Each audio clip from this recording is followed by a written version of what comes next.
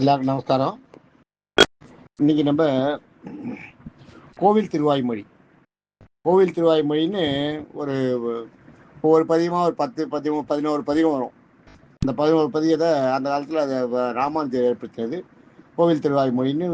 திருவாய்மொழி 4000 சொல்ல முடியாது இல்லையா, அதனால அங்கங்கே பொறுக்கி எடுத்து ஒன்று முக்கியமானதாக ஒரு 10 பாட்டு ஒவ்வொரு பதிகமாக எடுத்து 110 பாட்டு கிட்ட சேர்த்து அதை ஒரு தொகுத்து அதை பெருமாளுக்கு நித்தியானுசந்தானத்தில் சேர்க்கணும், டெய்லி சாத்துமலை பாத்திரங்கள்ல அது வரணும் அப்படின்றது ராமானுஜருடைய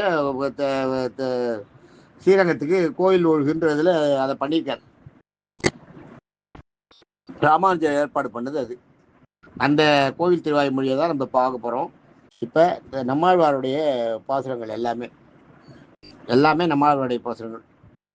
இந்த நம்மாழ்வாருடைய பாசுரங்கள்ல முதல் பாசுரம் இதுதான். இந்த கோவில் திருவாய்மொழியில முதல்ல இது கோவில் திருவாய்மொழி அந்த இதில் எப்படி சொல்லியிருக்காளோ அதே மாதிரியே சொல்லிட்டு வரேன். கோவில் திருவாய்மொழியில முதல் பாசுரம் இதுதான். ஒன்றுன்றது 1000 குறிக்கும், 1ன்றது 100 குறிக்கும், எத்தனாவது 100ன்னு. 2ன்றது 10 குறிக்கும், அதாவது 100ல் வர 10ல் முதல் 100ல் வர 10ல் முதல் பாட்டு இது. 1 அர்த்தம் அதுதான். முதல் 100ல் வர 10 பாட்டில் முதல் பாட்டு. நாளைக்கு 1 1 2 1 1 3 அப்படி வரும். 1 1 10 இல்லை 11 அந்த பதிகம் முடிஞ்சிடுச்சுன்னா அதுக்கடுத்து 1 2 1 அப்படி வரும். அதனால இந்த 1ன்றது 100 முடிஞ்சிடுச்சுன்னா 2 2 1 1 அப்படி வரும். அது மாதிரி அதுலேருந்து அது நம்ம எப்படி கணக்கு போடணுன்றது தெரிஞ்சுக்கோ. 1 1 1ன்றது அவர் எழுதின முதல் 100 பாட்டில் 10 பாட்டில் முதல் பாட்டு இது. சில கோவில் நம்ம இதில் எடுத்துருக்கிறது ராமானுஜர் இதில் நம்ம கோவில் திருவாய்மொழியில் எடுத்துக்கிறது அவர் என்னென்ன இப்போ ராமானுஜர் எதை தினம் சொல்லணும்னு வச்சுருக்காரோ அதை மட்டும்தான் எடுத்துட்டுருக்கோம். மீதி பாடல்களும் இருக்குது, அதெல்லாம் நம்ம அப்புறம் முடியுமான்றதெல்லாம் பார்க்கலாம். முதல்ல கோவில் திருவாய்மொழியை முடிக்கலாம், ராமானுஜர் அந்த அதை முடிக்கலாம். அதுக்கப்புறம் கொஞ்சம் திருவிளையாடல் புராணத்துலையும் போகணுன்ற ஒரு ஐடியா இருக்குது, பார்ப்போம். இப்போ கோவில் திருவாய்மொழியில் முதல் பாட்டு சொல்கிறேன். உயர்வர உயர்நலம் உடையவன் எவனவன், மயர்வர மதிநலம் அருளினன் எவனவன், அயர்வரும் அமரர்கள் அதிபதி எவனவன், துயரரு சுடரடி தொழிலழன் மனனே அப்படிங்கிறது பாட்டு. முதல்ல பாட்டை பார்த்தீங்களா, உயர்வு அற உயர் நலம், உயர்வு அற உயர் நலன் உடையவன் எவன் அவன், அவன் மயர்வு அற மதிநலம் அருளினன் எவன், அவன் அயர்வு அரும் அமரர்கள் அதிபதி எவன், அவன் துயர் அரு சுடர் அடி தொழுது எழு என் மனனே அப்படின்னு தன் மனதை தனக்கு தானே சொல்லிக்கிறார், தன்னை சொல்லிக்கிறார். முதல்ல நீ பாட்ட ஆரம்பிக்கும் போது இது மாதிரி பண்ணுன்னு. உயர்வு அறன்னா அறன்றதை பார்த்தீங்கன்னா நீங்கள் தன்னை விட உயர்வு அறன்னா இல்லாதன்னு அர்த்தம். உயர்வு அறன்னு அதில் இருக்குது பார்த்தீங்களா, உயர்வு அறன்னு பிரிச்சுக்கணும். நம்மாழ்வார் பாடல்கள்லாம் நெருடலாக இருக்கும், பிரிச்சிங்கன்னா ரொம்ப ஈஸியாக புரியும்.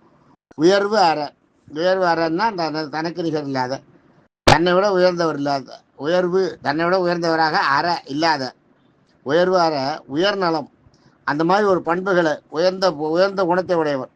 உயர்வர உயர்நலம் உடையவன், அந்த மாதிரி குணத்தை கொண்டவன்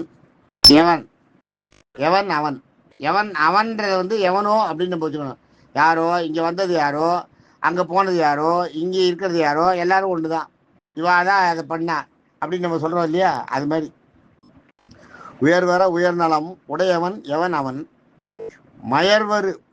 மயர்வுன்னா தடுமாற்றம், மயர்வு அற தடுமாற்றம் இல்லாதன்னு எடுத்துக்கணும் அந்த இடத்துல. மயர்வு அற மதிநலம்ன்றது நல்ல அறிவை கொடுக்கறது. மதிநலம் அருளினன் கொடுத்தவன், அழினன் எவன் அவன், அந்த யார் கொடுத்தானோ அவன், அந்த மாதிரி எடுத்துக்கணும். அயர்வு அற அமரர்கள், அயர்வருன்றது பற்று இல்லாத ஒரு நிலைமை. அயர்வுன்னா பற்றுன்னு ஒரு அர்த்தம். அயர்வருன்னா பற்று இல்லாதன்றது உங்களுக்கு அந்த நித்திய சூரியல் இருக்கா இல்லையா, அவெல்லாம் பற்றற்றவளா இருப்பா, ஞாபகன்றதும் இருக்காது, மறத்தல்ன்றதும் இருக்காது, அவள் நித்திய சூரிகள். அவளுக்கு பேர் அயர்வர்கள் பேர் அயர்வாறு. அந்த அந்த அந்த நமக்கு அந்த வயர்வு இல்லாத அயர்வரு அவர்களும் அயர்வரு அமரர்கள். அமரர்கள்ன்றது என்ன யாருன்னா, அமரர்களுக்கும் அந்த அயர்வர்களுக்கும் வித்தியாசம் இருக்கு. அயர்வர்கள்ன்றது வந்து நித்தியசூரிகள். பெருமாள்கிட்டே போய் சேர்ந்துட்டு வா, அவர்களுடைய பெருமாளுக்கு பக்கத்திலே இருப்பா. அவள் எப்பயும் எந்த காலத்துலையும் அங்கேயே தான் இருப்பா. அவள் இடம் மாறவே மாறாது. பெருமாளுக்கு தினம் தொண்டு செய்யறது அவள் வேலையே. காலங்காலம் எந்த காலத்துலையும் அதுதான் பண்ணிட்டு இருப்பா. அவளோட வேலையை அவள் பெருமாளுக்கு கைங்கரியம் பண்ணுறது தான் அயர்வரு. அமரர்கள். அமரர்கள்ன்றது யாருன்னா, மாயையில் சிக்கி உலகத்தில் நிறைய கஷ்டம் இன்ப துன்பங்களெல்லாம் அனுபவிச்சுட்டு அதுக்கப்புறம் மோட்சத்துக்கு போறவா இருக்கா இல்லையா? அது மாதிரி மோட்ச பிராப்தி கிடைக்கிறது இல்லையா சிலருக்கு? மோட்ச பிராப்தி கிடைச்சவாள்லாம் அவள் ஒன்றும் சும்மா போல. நிறைய பெருமாளோட அடியார்கள் பார்த்தீங்கன்னா நிறைய உலகத்தில் கடந்து கஷ்டப்பட்டு ஜீவனத்துக்கே எல்லாம் அவசப்பட்டு அதுக்கப்புறம் கடைசியில் பெருமாள் காட்சி கொடுத்து மோட்சத்துக்கு கூட்டின்னு போவார். மோட்சத்துக்கு கூட்டின்னு போய் அங்கே விட்டு வர அந்த பிறப்பிறப்பு இல்லாத ஒரு சூழ்நிலை போய் சேர்ந்துருவீங்க. நீங்கள் அவள் வந்து இந்த பட்டத்தை நித்தியசூரியர்களுக்கு ஈடாக மாட்டா. மோட்சத்தில் இருப்பா, வைகுண்டத்தில் இருப்பா, அவ்வளோதான். அயர்வர அமரர்கள். அப்படிப்பட்ட அந்த அயர்வர்களுக்கும் அமரர்களுக்கும், அயர்வர்கள்ன்றது நம்ம சொன்னோம் இல்லையாப்பா, அயர்வர்கள்ன்றது நித்தியசூரிகளுக்கும் அமரர்கள்ங்கிற மோட்சத்தை அடைஞ்சவர்களுக்கும் அதிபதி எவனவன். அவளுக்கெல்லாம் ராஜா யாரு? அதிபதி எவன்? தலைவனாக இருப்பவன் எவனோ துயர் அரு. துயர் அருன்னா நம்மளுடைய மாநில பிரிவில் நமக்கு ஏற்படுகின்ற கஷ்டங்கள், துயர், நம்முடைய துயரங்கள். துயர் அரு, அதை அற்று போகும்படியாக. அருன்னா அறுத்து விடக்கூடிய. துயர் அரு நம்மளுடைய துயரங்களை அறுக்கக்கூடிய, அதாவது நம்மளுக்கு பிறவி பிணியிலிருந்து நம்மளை விடுவிக்கக்கூடியது அர்த்தம் அந்த இடத்துல. துயர் அரு சுடரடி. சுடர் வீசி பிரகாசமாக இருக்கக்கூடிய திருவடிகள். சுடரடின்றது வந்து திருவடிகள், பிரகாசமான திருவடிகள்னு அர்த்தம். சுடரடி தொழுது அதை வந்து சேவிச்சு எழு. எழு என்ன, நீ நிமிர்ந்து நில்லு. பெருமாளை சேவிச்சுட்டு எழுந்து உன்னுடைய இதை பாட்ட ஆரம்பின்னு. தொழுது எழன் மனமே. தொழுது எழு மனமேன்னு தன்னுடைய மனதை சொல்லிக்கிறார். அதுதான் இந்த இடத்துல. உயர்வர உயர்நலம் உடையவன் எவனவும் அயர்வரும் அவர்கள் அதிபதி எவனும் துயர சுட உயர்வர உயர்நலம் உடையவன் எவனும் அயர்வர மதிநலம் அருளின் எவனும் அயர்வரும் அமர்கள் அதிபதி எவனும் துயர சுடறி தொழுதன் மனனே அப்படிங்கிறது பாட்டு.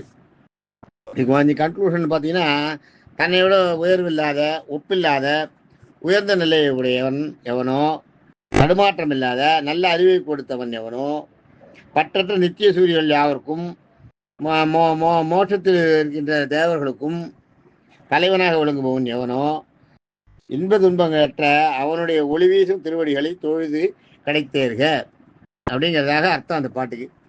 நாளைக்கு ரெண்டாவது பாட்டை பார்ப்போம். தேங்க்யூ.